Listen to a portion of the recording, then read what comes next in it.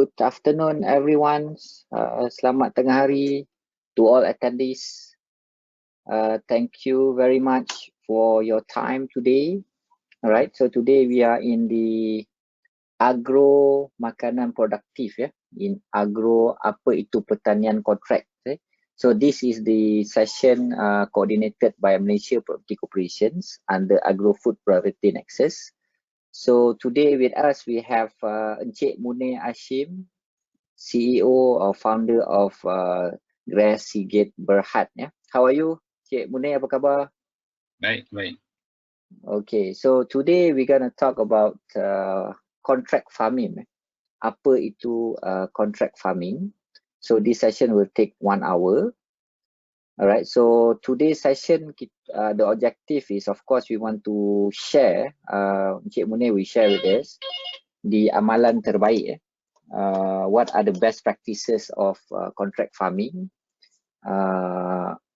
in chili industry, and also the importance of contract farming to the productivity. Okay, so before I start this session, let me briefly introduce about Encik Munir Hashim Abdullah. So Encik Munir is graduated in electrical in University of Hartford, Connecticut, US. Okay, under electrical, electronic, microprocessor major and computer programming. So yeah, it seems like we have an engineering background speaker today to talk about contract farming.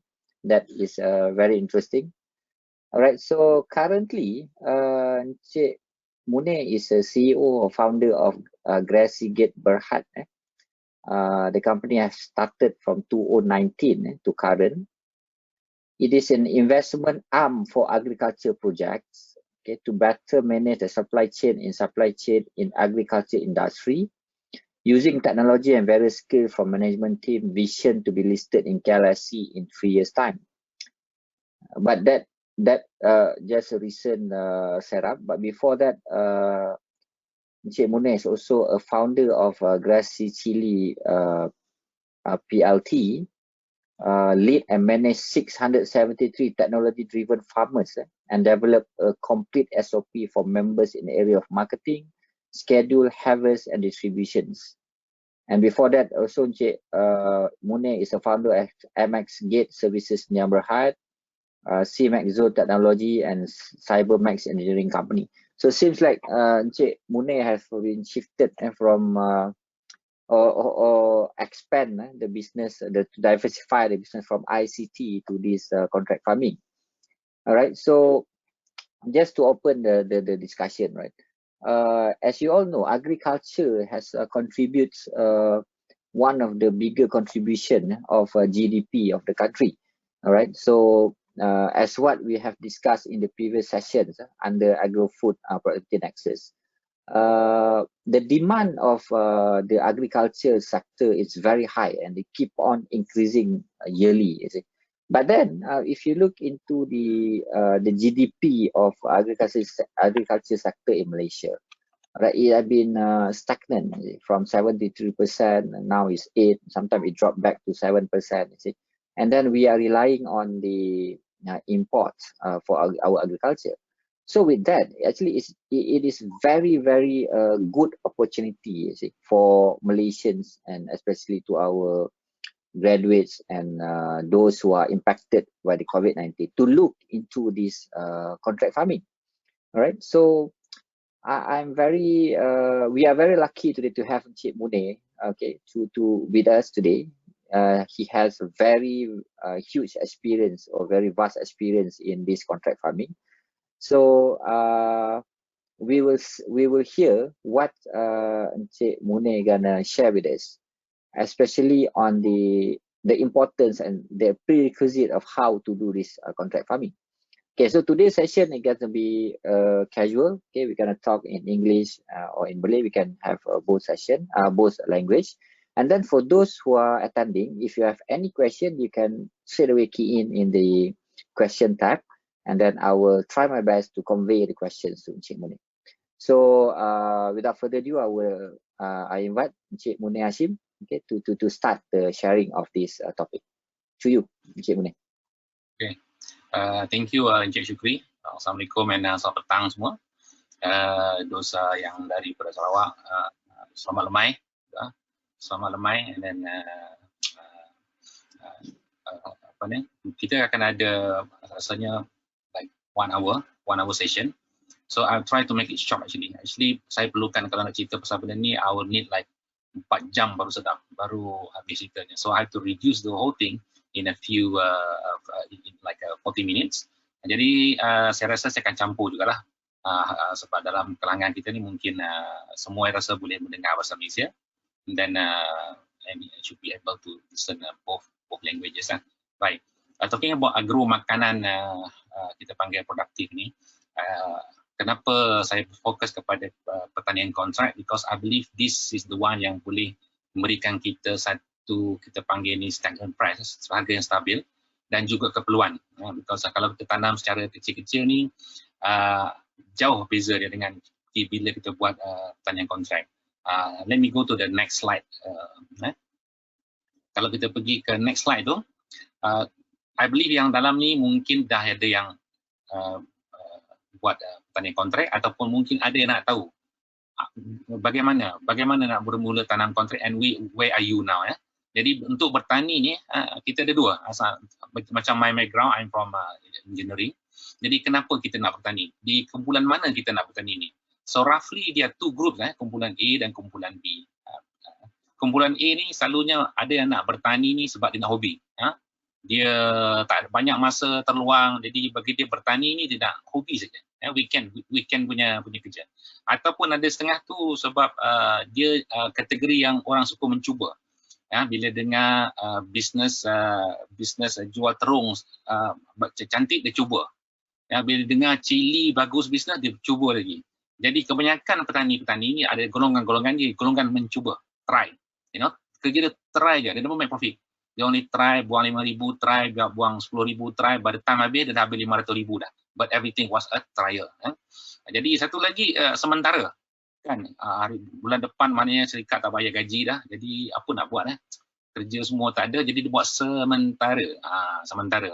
Dia tanam apa-apa yang boleh ditanam tepi rumah, ataupun cari tanah mana, tanam kot kalau dijual. Jadi satu kumpulan A ni, saya bercerita kumpulan ni. Satu lagi kerana ada bantuan. Keluar TV, PM announce akan ada bantuan pertanian sekarang ni percuma, grant tak payah bayar kan. Jadi bermula-mula mereka mencari cangkul, cari apa-apa yang patut menjadi petani kan. Hopefully dapat bantuan percuma, tak apa, semua free dia kata. Cili jual RM1 sekilo pun tak apa sebab baja free, barang free, semuanya free, jual RM1 pun untung juga. Dan sebenarnya kos tu dah lari dah. Okay. Satu lagi dia kumpulan ni adalah kumpulan yang kita kumpulan di tanah. They have so many land. Jadi huge. Dia orang asset. Jadi dia apa-apa dia tanam. Maknanya dia tak kisah tanam apa. Nak tanam jagung ke, tanam ketum ke, tanam durian ke, semua boleh tanam. So this is kumpulan-kumpulan yang nak menanam. They don't care profit ke tak profit, janji menanam. Satu lagi kategori yang masuk kumpulan ni adalah kumpulan tiada pilihan. Kan minta kerja KFC tak dapat, minta kerja dengan NPC tak dapat kan. Ataupun minta kerja kat airport tak dapat kan. Dan tak dapat. Jadi tiada pilihan lain dah. Jadi bapak kata kamu bertani lah. Jadi dengan rasa sedihnya dia pun beli cangkul tentunya kan. Dia pun pergi ke pertanian, minta masuk kursus tanam cili kan. Jadi tiada pilihan. Yang last kali kita panggil senang. Maknanya ada yang bertani lah dia, sebab selalunya bila kita belajar dulu, orang selalu pergi ke kelas universiti apa? Universiti Tanam Malaysia. Sebab itu paling senang dia kata. Tak nak pergi UM, susah kan. Nak ambil engineering susah, nak ambil doktor susah. Paling senang masuk pertanian. Yang sebenarnya pertanian adalah opportunity yang paling besar sebenarnya. If I can go back to my 20 years ago, I would took pertanian ni lah kan. Jadi ini kumpulan-kumpulan kita panggil mentaliti kita kena tahu kita di kumpulan mana sekarang. Yang kedua, kenapa kita bertani? Kalau kita bertani sebab peluang, peluang. Dan is different story. Ini ada peluang ni. Maknanya kita tak cukup makanan ni. Maknanya kita berfikir kita nak berniaga cari keuntungan. Peluang. Yang kedua, keuntungan tu. Kenapa nak bertani? Kalau kita saya ni nak cari keuntungan, bukan nak hobi tapi nak cari keuntungan, macam-macam mana pun nak cari keuntungan. So yang ketiga, kumpulan yang kata apa kita panggil ni yang cerita pasal kurang risiko ni. Dia kata kenapa pertanian? Sebab dia kata nak buat benda lain banyak risiko, pertanian tak banyak risiko. Talking about risiko kumpulan-kumpulan ni. Jadi kalau anda di kumpulan yang B ni dan kita panggil, saya akan ceritakan tadi bagaimana kontrak farming ni akan memberi keuntungan lebih kepada kumpulan B tapi tidak kepada kumpulan A. Jadi kita tak tahu kalau kontrak farming ni saya nak kumpulan mana. Kalau kita kumpulan A, lain cara dia. Maknanya kalau hobi ni tanam 10 batang pokok cukup kat rumah. Hobi kan. Tapi jangan cerita pasal untung, jangan cerita pasal risiko dan jangan cerita pasal peluang kan. So kita pergi ke slide seterusnya. Okey. Dan bila kita nak kontrak farming, kita kena faham dari segi model business model. Bahasa putih dia what you need to know about business model. Kena tahu model perniagaan. Model perniagaan. Apa model yang kita nak pakai kalau kita nak kontrak farming ni. Okey. Kalau kita cerita pasal persendirian ataupun kecil-kecil, kita nak tanam 200 pokok, 500 pokok, kita akan bermain dengan satu segmen yang harga yang berubah, RM2 ke RM15. Kalau kita buat cili sebagai contoh, kalau kita tanam kecil-kecilan, kita kena jual mahal sebab kos kita tinggi, jual RM7, RM10, RM15 kita kena jual. Tak boleh jual RM3, RM4 tak boleh jual, kena jual tinggi. Dan bila kita buat model secara persendirian ataupun kecil, kita terdedah kepada risiko yang agak tinggi. Apa risiko dia kalau kita buat kecil-kecilan ni? Yang pertama, pekerja. Ramai petani-petani kalau dia buat sendiri ni, dia akan menggaji siapa? Orang Indonesia ataupun foreigners lah. Dia nak, sebab kenapa dia hire? Sebab dia nak murah, dia nak gaji 800, 700. Daripada dia suruh pekerja ni bekerja siang malam contohnya lah kan, tapi tak ada siang malam. Mungkin kerja sampai malam, lepas tu gaji sikit, makan pun cukup-cukup je dia bagi. Sebab kecil kan. Lepas tu dari segi harga pula, bila kita buat sendiri, harga kita bergantung dengan apa yang di pasaran. Kalau hari ni orang kata cili harga RM10, maka kita jual RM10. Kalau kita dengar daripada WhatsApp, harga cili sekarang RM1, maka kita jual pun RM1. Kita tak ada orang nak paksa kita dan tak ada orang nak beli dengan kita dengan harga yang kita nak. Dan terjadilah satu dilema yang selalu kita dengar tahun lepas, tahun ni dan tahun-tahun sebelum ni, lambakan.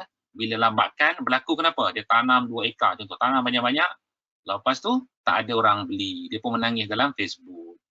Kenapa? Sebab berlakunya lambakan. Tak ada kontrak, dia tak ada kontrak dengan mana-mana orang. Jadi cili tu makin lama makin busuk dan habisnya. Ataupun kita buat timun, tanam banyak-banyak, saya dengar macam hari tu sampai 2-3 tan kena buang. Ada yang dibuang 5 tan pun ada. Dibuang, tanam untuk dibuang. Ini sebab tidak ada kontrak farming. Yang seterusnya, kos operasi yang tinggi. Bila kita buat ladang yang kecil, kita tak mampu nak beli jentera. Kita tak mampu nak pakai IoT. Kita tak mampu nak monitor secara efisien. Kita terpaksa menggunakan manpower. Dan bila kita menggunakan tenaga pekerja, kos kita agak tinggi. Jadi kita terpaksalah menjual hasil dengan harga yang tinggi. Satu lagi, bila kita buat secara kecil ataupun kecil-kecilan, persendirian, dari segi ilmu. Sebab kita bertani ni, kita datang dari macam-macam aliran. Ada yang dari engineering, ada daripada bekas tentera, ada yang cikgu. Jadi ada banyak benda yang kita ada dan banyak juga benda yang kita kurang. Jadi bila kita nak digest ataupun hadam pengetahuan pertanian ni, kalau kita seorang saja, agak lambat untuk kita dapatkan ataupun pengetahuan tu untuk kita kenal. Contohnya kalau kita nak tahu pasal supply chain, dalam berniaga sangat penting kita tahu pasal supply chain. Dan kalau kita sendiri-sendiri, kita tak nak bercampur dengan kumpulan-kumpulan yang kita panggil cartel industry, kita akan tertinggal. Kita akan cerita benda yang sama tahun lepas dan tahun lepas dan 7 tahun tu. Benda yang sama cerita. Sebab pengetahuan kita dekat situ saja. Yang last kali, penyerapan teknologi. Bila kita keseorangan, kita tak boleh nak digest teknologi. Kita mengharapkan engineer. Engineer pula nak kena bayar pula. Jadi kita akan terkengkang kat situ. Baik. Jadi satu lagi model perniagaan yang sebagai tajuk kita hari ini adalah ladang kontrak optimum ataupun ladang kontrak kontrak ladang. Jadi bagi saya kontrak ladang ni kita kena fokus kepada harga tetap. Supaya risiko kita tak terdedah kepada risiko di mana harga lambakan berlaku di luar, orang naikkan harga, orang turun harga. Harga kita sentiasa tetap. Dan Yang kedua, kalau kita buat ladang kontrak, risiko kita rendah. Sebab kita tahu dah ada pembeli dah dan kita tak perlu risau. Sebab itu bila kita tengok kalau di negara-negara lain, bila dijual jagung contohnya, dia boleh jual RM1, tapi dia boleh beli Ferrari, dia boleh beli Lexus. Kenapa? Sebab sekali dia buat beratus hektar. Beratus hektar, ya. Boleh maknanya dia buat secara skala besar, ya. Dan bila kita buat ladang kontrak, inilah cara untuk kita buat keuntungan yang lebih besar, ya. Sebab keuntungan yang lebih besar bukan bergantung dengan harga komoditi tersebut tinggi. Ada orang kata, buat cili lah sebab harga dia tinggi. Bukan. Ataupun orang kata, buatlah nanas sebab nanas harga dia tinggi. Bukan. Di kita, untung kita ni bergantung kepada berapa investment kita, berapa kita punya revenue, berapa kita punya OPEX, kita punya expenses. Baru kita tahu profit kita. Maknanya ladang kontrak kita bercerita pasal profit and loss. Bukan cerita pasal harga tinggi, harga rendah. Kita pasal profit and loss kat situ. Yang seterusnya adalah ladang kontrak ni, kita akan lebih profesional. Sebab apa? Bila kita buat ladang kontrak dengan anchor ataupun dengan contoh saya nak buat ladang nanas. Jadi syarikat yang akan membeli nanas ni, dia dah cukup dah. Dia dah ada pengetahuan dari segi baka yang baik, baja yang sepatutnya, bagaimana lah apa. Jadi kita tak perlu pening kepala hadir ke kursus 1, kursus siri 2, kursus siri 3, ujung-ujung kita jadi profesor kursus. Habis kursus kita merata kita buat. Sebab tadi nak jadi pakar dalam nanam nanas kan. Jadi jangan kita buang masa kita jadi pakar kursus. Kita nak buat duit, ya. Jadi kita pergi pada ladang kontrak. Last kali, bila kita buat ladang kontrak ni, kita mampu menggunakan teknologi secara skala besar, ya. Sebab bila kita membeli mesin, ya, bila kita membuat peralatan IoT, benda tu mahal. Jadi kalau kita dibuat skala besar, kita mampu bayar balik investment tersebut. Kalau kita setakat buat kita panggil ni ladang yang kecil, kita beli mesin, jadi agak 5 tahun baru kita dapat bayar balik semua. Tapi kalau ladang kontrak, setahun semua dia bayar dah, ya. Jadi soalan sebelum kita memilih modal perniagaan yang ke bawah ni, saya tengok tu, soalan sebelum memilih modal perniagaan adalah nak buat keuntungan atau kita nak sekadar rugi. Fikir dulu tu. Kalau kita kata nak buat duit lah, pergi kepada ladang kontrak. Kalau kita rasa nak short dulu, nak tengok-tengok, cuba-cuba dulu, ataupun kita nak mencoba, cobaan, banyak cobaan, kita pergi kepada persendirian. Jangan cuba-cuba ladang besar. Ladang besar, ladang kontrak is a serious business, ya. Dan kita nak tanya, saya nak buat besar ke buat kecil? Dua benda ni. Kalau kita kata buat kecil, tak perlu ladang kontrak. Kalau nak buat besar, pergi ke ladang kontrak. Sebab bila kita buat besar, kita tak sanggup berdepan dengan risiko. Sebab kita dah invest banyak duit ni. Tak nak rugi. Jadi kita kena buat secara kontrak, ada agreement dan sebagainya. Baik, kita pergi pada next slide. Encik boleh? Dekat at this stage lah kan, saya just nak tanya. Kadang-kadang isu dia, the time. Maksudnya ada setengah orang tu dia nak buat benda ni jadi macam part time, dia still ada dia punya work. So mungkin bila dia dengar ada contract farming kan, dia expect dia kena 100% fokus on benda tu. Whereby the reason why dia orang buat kecil-kecilan ni supaya dia flexible. Maksudnya bila dia ada masa dia pergi, bila tak ada dia ni. So what is your opinion on this, Cik Boni? Di situ kita ada silap sikit, ya. Sebenarnya ladang kontrak ni lah yang paling senang diuruskan sebenarnya. Sebab macam saya ada seorang ahli yang buat kontrak dengan saya, ya. Dia bekerja full time di pejabat, datang ke ladang 2 minggu sekali, kadang sebulan sekali. Datang ke ladang. Ladang dia besar. Bagaimana dia boleh diuruskan? Sebab bila kita buat ladang kontrak, dia banyak elemen. Adakah kita ladang kontrak membeli? Adakah kita ladang kontrak dia tanam, dia urus, dia jaga, dia harvest? Macam Grassy Gate kita buat, kita urus, kita tanam, kita jaga, kita harvest sampai dia berbuah. Masa itu barulah kita panggil dia datang dan dia petik je. Dan kalau dia kata saya nak datang seminggu sekali je pun boleh. Itu bezanya ladang kontrak dengan hobi. Kalau hobi tadi boleh juga dibantu tapi dalam skala yang kecil. Jadi kalau dia ladang tu ada masalah, dia kena cari sendiri. Kalau ladang besar tadi, katakan minggu ni dia sibuk travelling, dia bekerja di Sabah, ladang dia di Negeri Sembilan, tak ada masalah. Bila kita buat ladang kontrak, anchor tu akan jaga A to Z.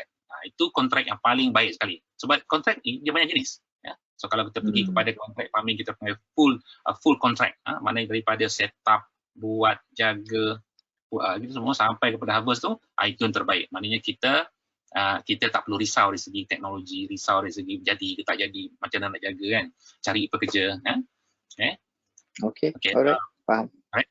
Okay. So ini jadi kita pun pergi kepada jenis ladang kontrak ini yang Encik Syukri tanya tadi kan. Jadi ada 3 jenis sebenarnya yang Encik Syukri tanya tadi, yang jenis A tu. Ya. Beli hasil, harga berbuah, wajib kursus berbayar, urus sendiri. Itu dia, maknanya dia kena jaga sendiri. Kalau dia tak jaga, nanti dia punya terung akan mati sebab tak dijaga. Walaupun dia ada kontrak membeli hasil, tapi dia tak ada kontrak membuat ladang. Tak ada kontrak menguruskan ladang. Kontrak tu satu hala je. Macam kita beli kereta lah. Kita beli kereta, ada warranty je. Tapi tak ada driver. Bayangkan kita beli kereta, ada driver, dia boleh servis sendiri, insurans automatik, semua segalanya. Yang kita tahu, kita petakan minyak je kerja. Jadi, yang mana satu yang kita nak. Yang B ni pula adalah kontrak di mana kita buat kontrak, anchor beli hasil tu dengan harga yang tetap. Jadi, saya tak pening kepala, siapa nak beli. Lepas tu, dia wajib kursus. Lepas tu yang ketiga, wajib beli input. Maknanya biasanya dia tekankan beli input, kenapa? Supaya tak adalah seorang tanam terung jenis A, seorang tanam terung jenis B. Bila buah dihantar ke pusat kutipan, macam-macam jenis buah. Ada yang sengit, ada bengit, ada yang bulat, ada yang kerinting, ada yang tak kan. Jadi sebab itu selalunya wajib diorang beli input. Masih juga kategori B ni biasanya diuruskan sendiri juga. Dia kena full time, dia kena ada kat ladang, dia kena cari pekerja sendiri. Kalau pekerja lari, dia pening kepala. Itu B. C adalah komprehensif. Kalau kita beli insurans komprehensif kan. Ini pun ladang kontrak pun ada juga jenisnya yang komprehensif. Di mana dia beli hasil, harga yang tetap, kursus diberi percuma. Kalau kita tengok biasanya kalau ladang yang besar ni, mereka tak akan charge kursus-kursus ni. Sebab biasanya anchor yang ladang yang sebetulnya dia tak akan buat, dia bukan duit membuat kursus. Sebab ada kat luar sana ramai yang buat kursus sana sini kan. Buat kursus kerja, ladang ni tak ada. Kerja buat kursus je. Buat duit berkursus. Kursus kan. Jadi kalau kita ladang, kita tak fokus kursus. Kita nak dia hadir kursus, kita bagi cumanya. Kita nak dia punya hasil. Maknanya hasil dia nak. Lepas tu dia wajib beli input supaya hasil dia sama semua. Lepas tu anchor kalau komprehensif, dia sekali dengan menguruskan ladang. Mengurus ladang penuh. Makna mengurus ladang kat sini, dia juga akan susun bagaimana nak tanam, bila nak tanam, jadual, benih, pekerja.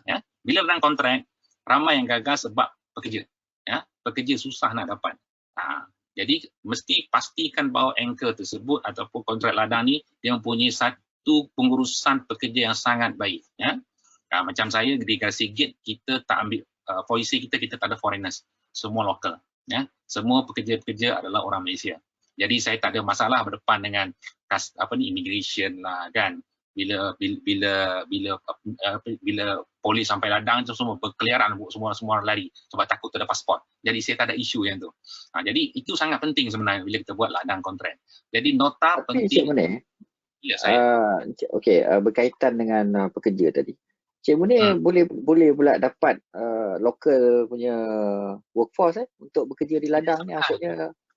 Dia sebenarnya kita pekerja kita Malaysia ni kita ada anak-anak muda kita, tapi cuma masalahnya bila kita nak hire mereka ni selalunya pekebun ni dah bayar gaji sikit, dia bayar 900, 1,100, jadi macam mana mereka nak hidup kan. Cuba kita bayar dia tinggi sikit, tapi bila kita tinggi sikit kita pula komplain, macam mana nak bayar ladang saya baru 300 pokok, dia kata. Sebab itu bila kita buat ladang kontrak, kita mampu bayar gaji yang tinggi. Saya boleh mampu, saya punya pekerja paling kecil pun 1,700, 1,800. Kalau campur overtime sampai 2,000 lebih. Itu pekerja yang tak boleh membaca tu. Tak boleh membaca. Kalau yang ada driving license, saya akan tambah lagi RM50 sebab kadang-kadang kena buat helang. Saya tambah lagi RM60. Siapa yang pandai menguruskan ladang pula, kita panggil group leader, saya tambah lagi RM200. Jadi 2,200. Kan jadi bila kita jaga pekerja tersebut, dia akan jaga ladang kita dengan penuh efisien. Kita tak perlu risau. Jadi disebabkan itu, saya tak ada masalah nak mencari pekerja. Sebab bila kita uruskan dengan baik, lepas tu jangan lupa kita beli insurans tu dia. Pekerja saya kita belikan semua insurans. Kalau apa-apa berlaku dengan dia, kena gigit ular sawah, macam pekerja saya pernah seorang bergelut dengan ular sawah. Jadi insurans boleh cover, kena gigit ular sawah. Contohnya, ataupun apa-apa yang berlaku di ladang. Jadi sangat penting bila kita buat ladang yang besar, jangan kita kedekut bagi kerja-kerja kita. Jadi benda ni pula sebenarnya diuruskan oleh anchor. Macam yang ni peserta-peserta saya dia tak urus kan. kita uruskan. Jadi kalau contohnya, ambil contoh kalau pekerja di ladang A tu demam, dia kena balik. Macam last week pekerja seorang tu, ayah dia meninggal.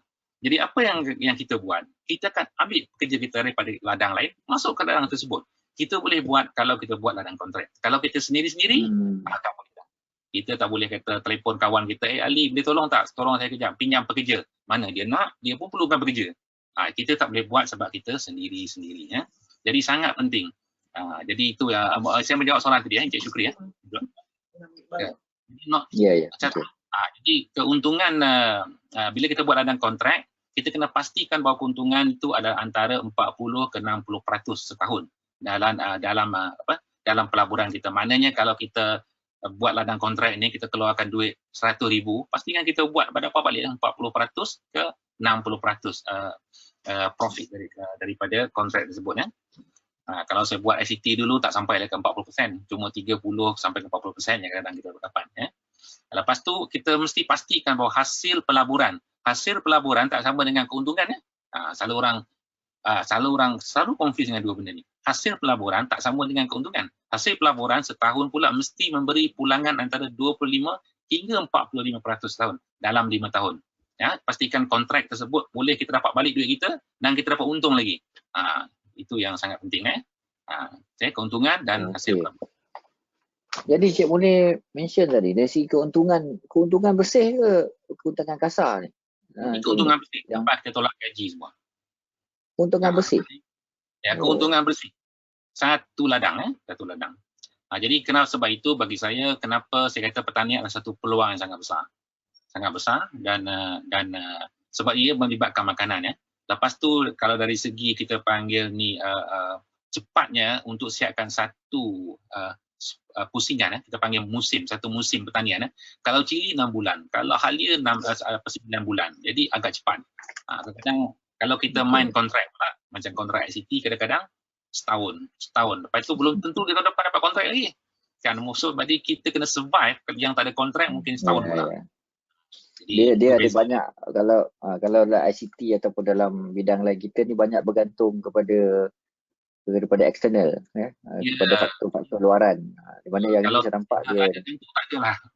Tapi kalau kita pertanian, the moment kita benih simpan dekat pit soil kan, benih tu akan sentiasa tumbuh, tak perlu lobby.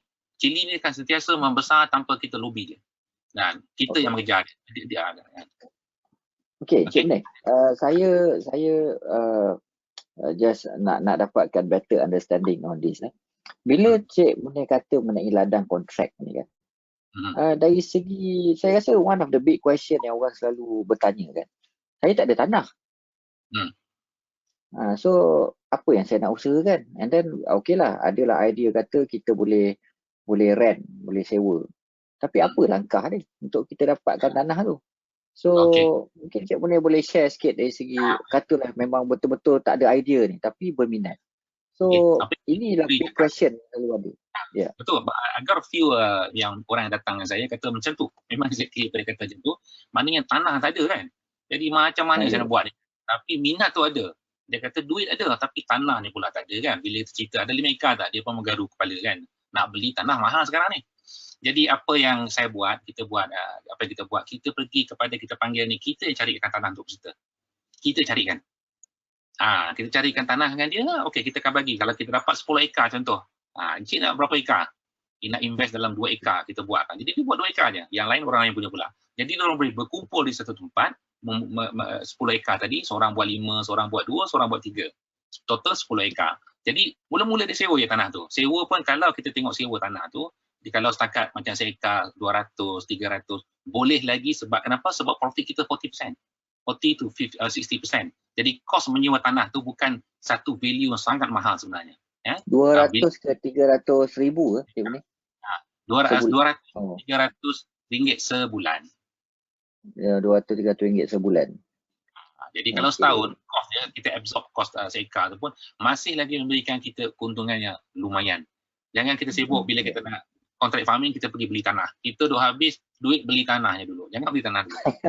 Sewa tanah. Kita sewa. Itu yang saya buat sekarang, saya sewa 100 ekar, saya sewa 30 ekar. kita boleh dapat few hundred land di places ya. Jadi kita sewa dulu. Kita sewa. Kadang-kadang bila semua kita perasan sebenarnya nak cari duit ni tak perlu ada tanah pun. Ya, kita pinjam tanah orang. Kadang-kadang ni mereka ada tanah tapi mereka tak ada masa nak usahakan. Macam saya kata tadi lah. Jadi kita tak masa, tapi kita daripada saya kosong lagi tak pakai, yang korang ambil lah, dia kata RM1 jadilah. At least dapat 1,000 sebulan daripada tak bayar. Lepas tu kena bayar kita assessment kan. Jadi sebenarnya tanah. Bagaimana pula dengan lokasi tanah tu, Cik Uni? Lokasi pula. Lokasi kalau kita tanam sedikit, contohnya kita tanam 1 ekar 2 ekar. Jadi kita akan minta dia cari tanah yang dekat dengan ladang yang besar. Lebih kurang 1 hour drive. Tapi kalau dia kata saya ada tanah, dia kata saya ada 100 ekar tanah nak buat, dia kata itu tak kisah kat mana pun. Sebab dia bila tanah dia besar, kita boleh absorb cost logistik. Sebab kita punya profit besar dan kita boleh cover untuk logistik. Sebenarnya jauh dan dekat ni adalah sebab cost logistik. Kalau kita ambil hasil, kita ambil 1 lori. Kalau tidak dia tanam 1 ekar nun, contohnya lah 100 batu kan. 100 km, 3 jam drive, nak ambil hasil RM50. Jadi tak ke mana lah, minyak harga 200, hasil RM50. Jadi tanam 1 ekar tu tidak menguntungkan kalau jauh daripada tempat kutipan hasil tersebut, daripada farm yang besar. Kita pergi ke slide seterusnya. Dan ini kategori-kategori yang Cik Syukri tanya tadi, yang kata ada yang tanya ada tanah, ada yang tak ada tanah. Kalau kita tengok kepada warna oranye tu, ini selalunya kategori yang dia ada tanah, dia ada modal, ada duit. Contohnya ini selalu berlaku pada pensioner, dia pension, dia ada tanah, dia ada modal, tapi dia tak ada pengalaman sebab dia tak pernah bertani sebelum ni, dan dia tak ada masa sebab jaga cucu contohnya lah. Jadi ini grup yang sepatutnya pergi pada kontrak farming. Yang kedua yang boleh pergi kontrak farming ni mereka yang ada modal. Dia ada modal banyak, mana tu mungkin dia kena tanah dia kena beli 1 million kan. Dia ada modal tapi dia tak ada tanah. Kan tanah mahal sangat, tanah beli, dan dia tak ada ilmu, dia tak nak pergi kursus, dia dah terlalu lambat untuk dia, mungkin dia tak boleh membaca ataupun dia tak ada masa, mungkin dia sibuk main golf je kerja dia. Jadi tapi dia ada modal. Itu dalam kategori purple ni. Ini pun jadi mereka yang tak perlu tahu pasal tanah, tak ada ilmu, tak ada masa, tapi mereka nak cari duit dengan modal tersebut, pergi pada kontrak farming. Yang ke warna yang ada warna oren tu, ini ramai juga ni. Dia masa ada, masa sampainya setiap hari duduk kedai kopi, setiap hari kan, masa banyak. Tanah lambat keliling pinggang, kat kampung ada, kat sebab mak ada, sebab bapak ada, banyak tanah, tapi tak ada modal. Ini tak ada kerja, tak ada modal. Tapi rekod cantik. Lepas tu tapi nak bermula pertanian ni macam mana? Tak ada modal. Jadi kita suggestkan carilah agrobank, sebab agrobank paling dekat dengan penanam-penanam, petani-petani. Pergi agrobank, minta uruskan pinjaman dengan agrobank ataupun dengan agensi-agensi lain. Sekarang pun banyak grant yang keluar. Jadi boleh. Yang penting ada masa dan ada tanah ataupun cari tanah ataupun sewa tanah. Yang bawah sekali tu apa kita panggil ni, satu lagi senario yang ada modal tapi dia tak ada masa, dia ada tanah. Ni jenis tak ada tanah pula. Masa ada, modal ada kan. Ini masa tak ada, dia ada modal dan tak ada pengalaman. Ini selalunya berlaku kepada those big investor. Mereka tak nak tahu pun pasal ni. So become Jadi bila kita memilih ladang kontrak, ada 6 perkara yang selalu saya sarankan. Tak kisahlah kita buat cili ke, buat terung ke, buat nanas ke, segala bendanya. Yang pertama, pastikan dia ada harga yang tetap lah, konsisten. Kita tak nak melabur-labur, pada time hasil keluar, tak ada harga kat pasaran dan dia tak nak ambil pula. Itu sangat penting. Pastikan harganya ditetapkan. Yang kedua, bila kontrak farming ni, sebab harga dia rendah, kita kena buat skala besar. Skala besar ni maknanya kalau boleh lebih daripada 2 ekar. Paling cantik 5. Kalau 10, boleh buat sangat lah. Kalau 20, dah macam agropark dah. Itu dah cantik. Jadi yang ketiga, pastikan bila ladang kontrak ni, ia berteraskan kepada teknologi tinggi. Jangan buat ladang kontrak tapi kita siang malam nak kena mencangkul. Bila nak habis kita sampai setengah gila kan. Kenapa? Sebab kita ada teknologi yang bergerak dalam sesuatu ladang kontrak tersebut. Yang keempat, mesti ada satu pengurusan yang solid dengan ladang. Mana pengurusan pekerja, pengurusan hasil, pengurusan contohnya dari segi good governance of the farm. Sangat penting. Elemen tu kena ada dalam ladang kontrak. Kalau tidak ada, ladang kontrak itu sekadar angin-angin ayam je lah. Kan pekerja lari dah boleh buat dah. Macam mana dia pun pening, anchor pun pening, dia pun pening, dua-dua pening. Kadang-kadang hilang semua dah. Ya. Yang kelima, market. Ya, market segment. Bila kata kita ladang kontrak apa? Ladang kontrak apa? Contohnya, ladang kontrak timun. Market ada tak? Market ada. Harga 20 sen. Kadang-kadang tak ada harga. Itu bukan market mananya. Itu tak ada harga. Ya. Jadi market kena ada. Kita kena tahu berapa ramai orang makan cili atau Malaysia atau cili lah. Dan benda tu boleh dijual lebih ke tak? Kan? Lepas tu dia orang ambil macam mana? Kontrak ni berapa tahun? Kalau dia kata kontrak ni setahun je, berhati-hatilah. Kalau dia kata kontrak 2 tahun, okey. Kalau boleh, kalau dia kata 5 tahun, should be a good value. Jadi kita tengok kepada market positioning kat situ. Yang keenam, kalau kita nak buat ladang kontrak, pastikan ia adalah berkumpulan. Ya. Sebab bila kita berkumpulan dalam ladang kontrak, ia menjadi lebih kuat. Maknanya kita ada a good support individu. Jadi macam kita di Garasi Cili memang kita berkumpulan bila kita buat kontrak farming ni. Okay, saya pergi ke slide seterusnya. Saya ada 5 minit lagi. Okay, Cik Munir, satu soalan. Boleh Cik Munir pergi kepada slide yang sebelum ni? Okay, sebelum tu. Saya rasa ini pun ramai juga yang bertanya ni. Okay, boleh. Alright. Okay, nampak pada option-option ni, kuning, purple ni semua kan? Kalau semuanya tiada, possible ke Cik Munir? Kalau semuanya tiada masa, tiada tanah, tiada duit, rasa kena tidur je lah. Sebab tanah tak ada masa. kan? Maknanya dia tak ada masa, nak pergi sign agreement pun tak ada, modal pun tak ada, dia tak nak pergi agrobank, basically dia kerja dia tidur je. Tapi rasanya kalau kita ada satu elemen je kat situ, kita nak buat. Saya nak cari untung, lupa kalau yang lain. Saya nak buat. Tak ada masa, tak apa, nak buat ke tak nak cari untung tak? Maknanya dia sanggup pergi agrobank. Macam agrobank ni, katalah dia tiada tanah, dia akan boleh bagi pinjaman tu? Boleh. Kita ada peserta macam tu. Tapi dia datang bersama dengan anchor lah. Ya, kena datang bersama dengan anchor. Ya. Datang bersama. Kalau short sendiri, minta nanti, agrobank, saya akan tanya siapa beli. Kan, saya takut nanti sebagai pinjaman nanti tak dibayar, saya pun tak nak bagi. Bukan setakat bank, kalau ada orang kita duit, orang datang kat kita, dah kata dia nak tanam terung, seorang kita, buat macam mana nanti? Kalau dia tahu, nantilah tengok macam mana. Susah. Kalau dia kata, saya dah Cik Munir, ada satu persoalan yang ada soalan bertanya kat sini ya. Cik Munir adalah I would say the anchor of this ecosystem kan. Okay. Kenapa Cik Munir tak expand saja bisnes Cik Munir, tapi kenapa Cik Munir promote untuk dapatkan orang own the contract farming ni? Okay. Dia ada dua kat situ. Ada dua. One element kita panggil CSR. Ya. CSR. Yang kedua farm sendiri. Macam kita buat farm kita sendiri ada. And then yang kedua kita panggil ni kita kena wujudkan kita panggil helping the B40. Sebab ambil contohnya ladang 100 ekar, di sekeliling kita itu kita akan ada 30 ekar contohnya. So that 50 acres bukan main feeders kepada factory. Kalau kita ada kilang di Bukit Raja, proses sos dan kita ada ladang kita. Dan kenapa? Sebab kita tak boleh rely 100% dengan ladang kecil-kecil ni. Sebab kalau mereka kekurangan dan kita ada buffer dia. Jadi itu salah satu dia. And then bila kita buat contract farming ni, bila kita kumpulkan semua benda ni, yang kedua kita ada in terms of volume, in terms of volume. Yang kedua kita share the resources. So bila kita berkumpulan, kita senang untuk mendapatkan bantuan. Macam recently kita dapat ahli-ahli kita dapat bantuan lebih daripada ramailah, dapat bantuan daripada pertanian untuk mendapatkan contohnya barang-barang pertanian. Mereka dapat. Jadi kita minta untuk diorang. Jadi macam di semalam ada seorang call, dia kata dia ucapkan terima kasih sebab dia dapat bantuan. Itu bukan duit kita tu. Itu kita tolong dia dapatkan bantuan daripada pertanian untuk dia berkembang. Jadi kenapa kita tak minta sendiri kan? Jadi bagi saya kita dalam macam usia saya ni lah saya bukan setakat nak tengok kita panggil dollar and cent. Kita juga nak tengok bahawa Garasi Cili ni kita banyak ahli yang kuat dan stabil, dan kita nak tengok bila kita pergi ke contract farming ni mereka ada perubahan dari segi bisnesnya. Jadi ujung ceritanya kita cerita pasal bisnesnya. Itu dah. Itulah. Okey, faham Cik Munir. Harap dia menjawab persoalan daripada partisipan. Terima kasih. Okey, Cik. Boleh sambung? Ya.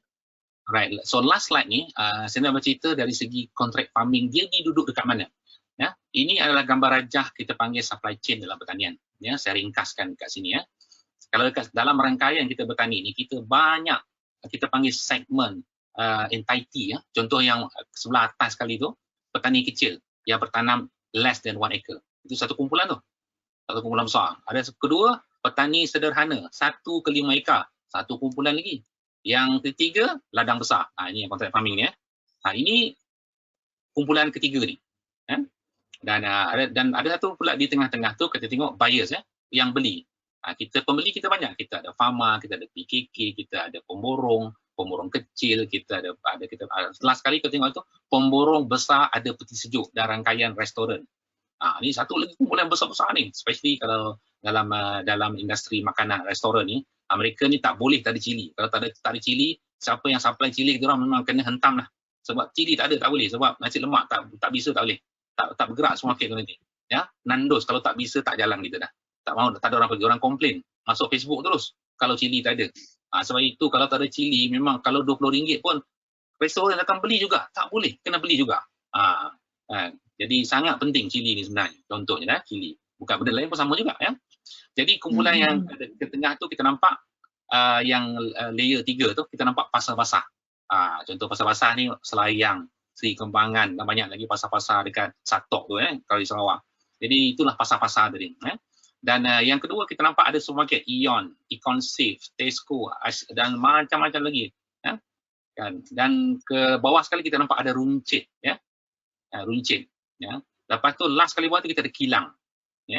Dan ujung sana kita ada pengguna.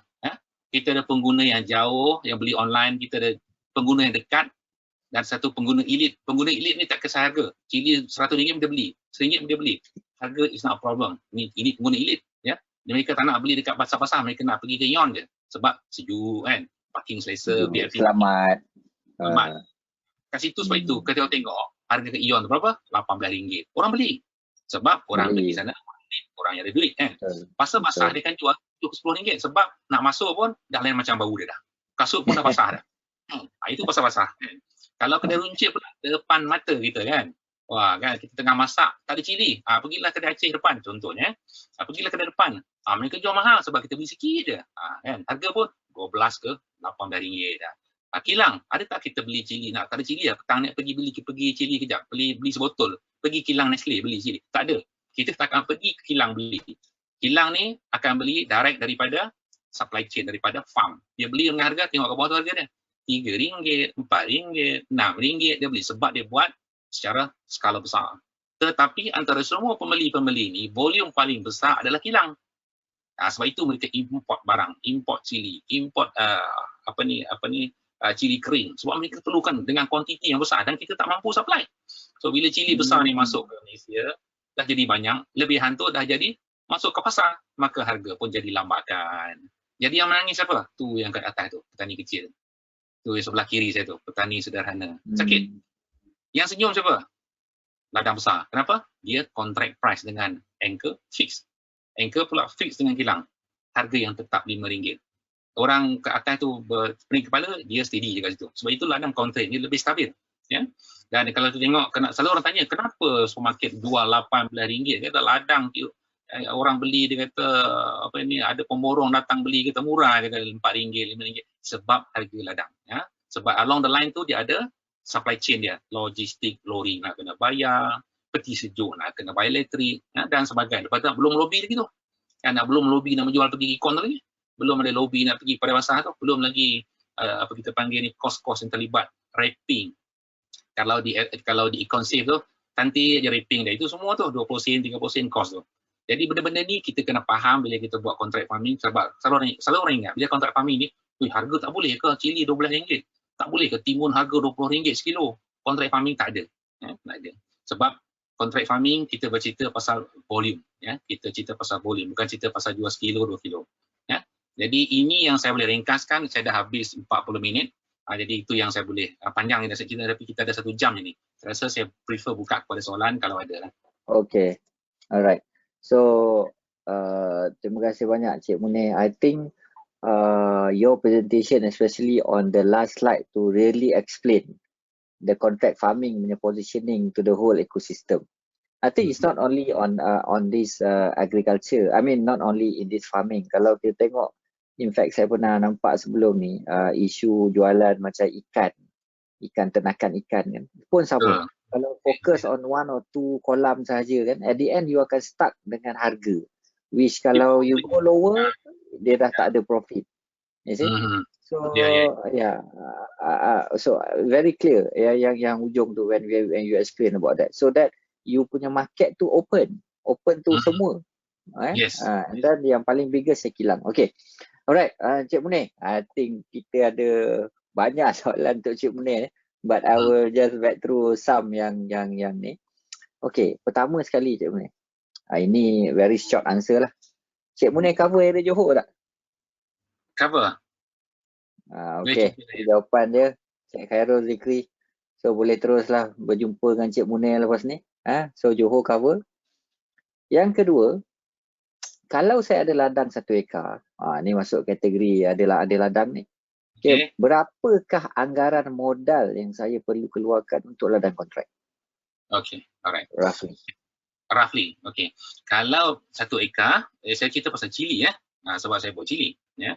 Kalau 1 ekar untuk buat cili, ni komprehensif ya. Komprehensif maknanya dia jumpa saya hari ini, dia bayar saya, jumpa kemudian 6 bulan. Mana saya tak minta 1 sen pun ya. Jadi dia akan cost lebih kurang 75,000, 75,000. Termasuk sistem IoT ini pakai sistem semua ni. Maknanya bukan traditional fertigation bukan sistem fertigasi yang pakai meter sukat-sukat air tu. Bukan meracun pakai dangdut tu yang macam ni kan. Ada 20. Jadi ini maknanya urutan A sampai Z dengan pekerja, dengan harvesting, monitoring, racun sampai berbuah. Okay. And maybe Cik Munir boleh extend the ROI for how many years? ROI dia kalau 1 ekar tu lebih kurang 7 bulan lebih, maknanya semusim setengah. Kalau tanam 5 ekar, dia 6 bulan saja. Pasal tak? Lagi besar lagi cepat. Sebab mesin besar dan kecil, dia punya beli sama je harga dia. Tapi bila kita buat besar, sebab itu kalau kos 1 ekar, dia 75. Kalau pergi ke 5 ekar, kos dah jatuh jadi 70. Kalau dia buat 10 ekar macam pagi dapat satu ladang, nak buat 10 ekar. Jadi harga bila 10 ekar, dia punya harga tu jadi 60 je. 65. Jadi dia makin besar, kos tu makin kecil per ekar. Kalau tanam seekar dia agak mahal. Okay.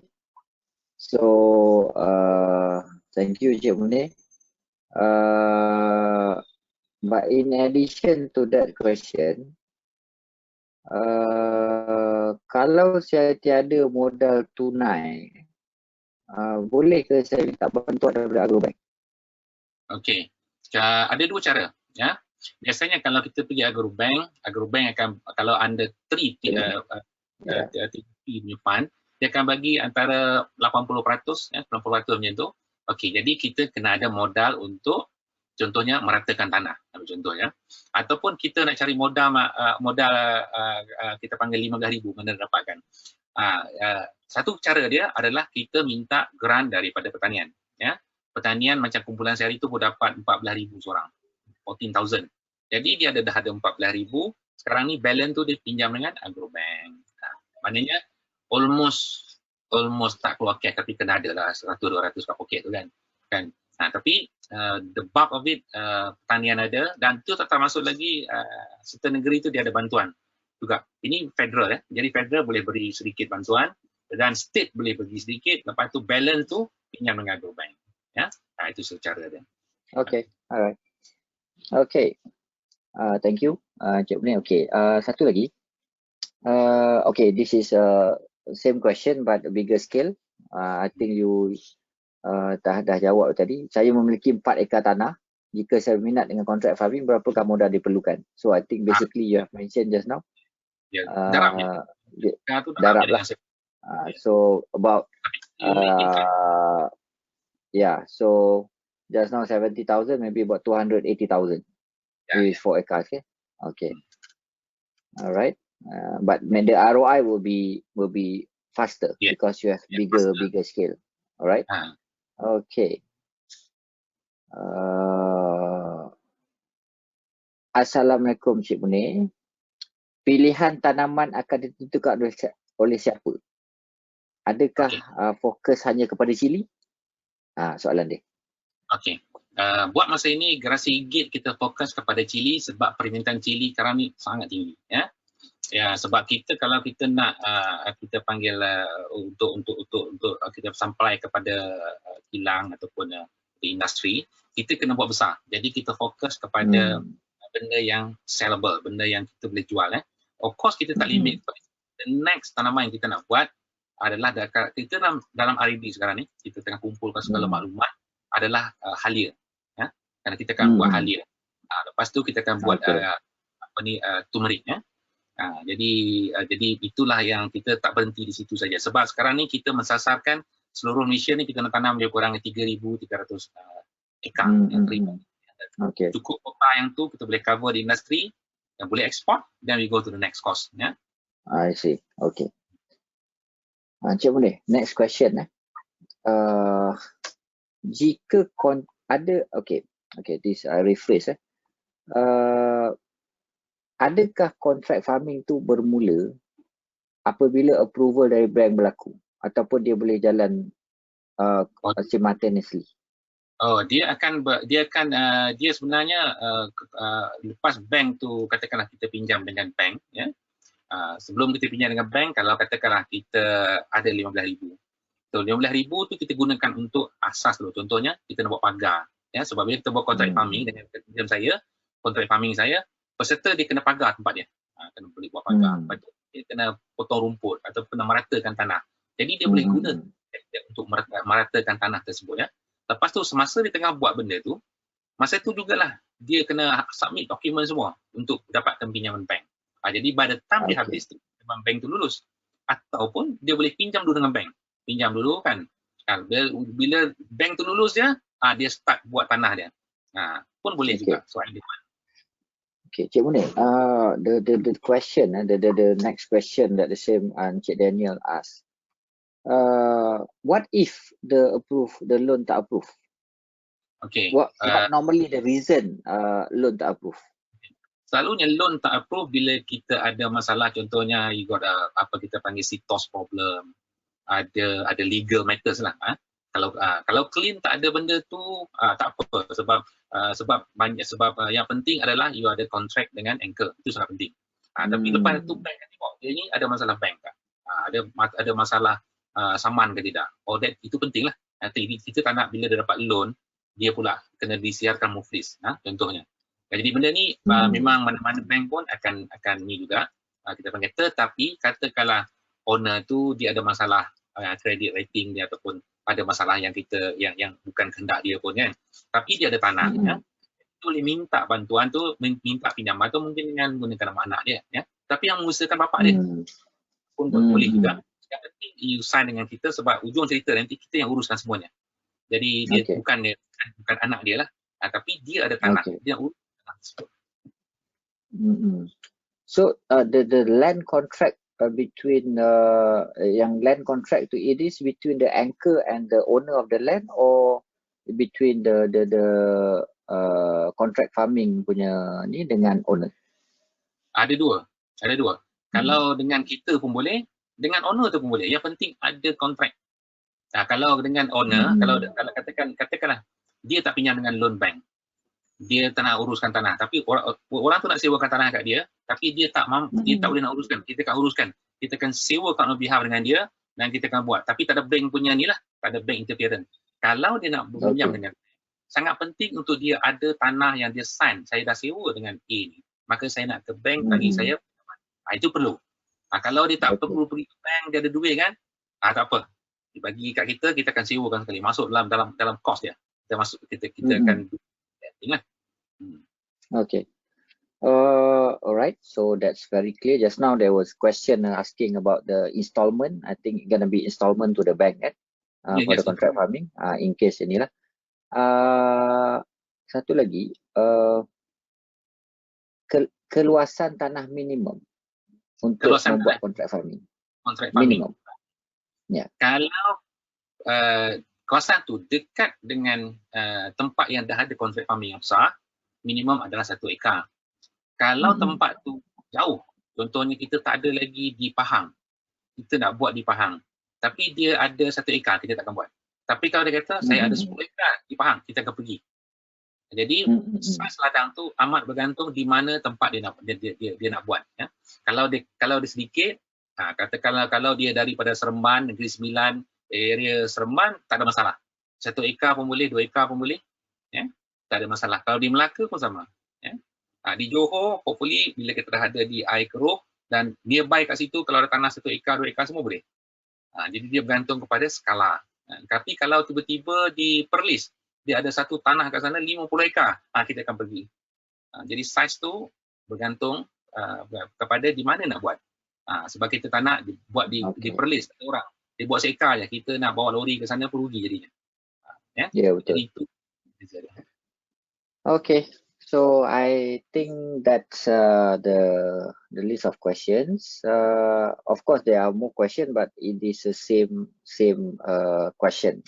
So hopefully dah ni lah. So thank you very much again, Encik Munir, for this very valuable inputs. Okay, it exposed a lot of things, and then we learn a lot of things from Encik Munir.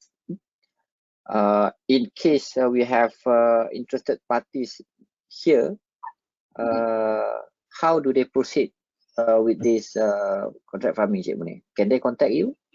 You can contact me direct. My phone number. Okay. 0. Those yang ada pen tu boleh start menulis 016 889 6844. 016 889 6844. Okay. Ataupun boleh hantar email ke saya, munirashim, one word, @gmail.com. Okay. Alright. So I think Cik Munir right after this kena standby lah. With WhatsApp and calls from the participants. Okay, and then for the participants, in case you need a reference for the presentation that been carried out just now, you boleh upload the handouts in the handouts punya page ni dekat the control panel, so you can save it for future reference. So again, Encik Munir, any last word from you before we end the sessions?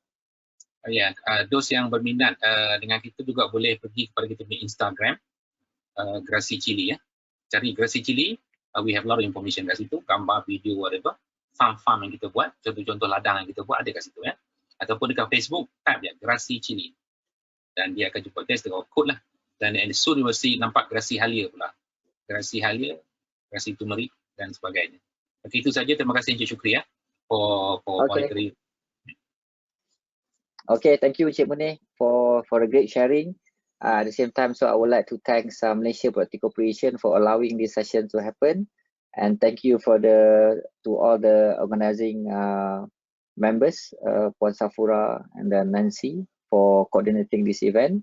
So hopefully we will meet again in the next sharing under Productivity Nexus, Agro-Food Productivity Nexus. So thank you very much again to all participants. Thanks for your time, and thank you again, Cik Munir. So hopefully we can keep in touch through WhatsApp after this. So, and then okay, so that will be the end of today's session. Till we meet again. Assalamualaikum. Waalaikumsalam.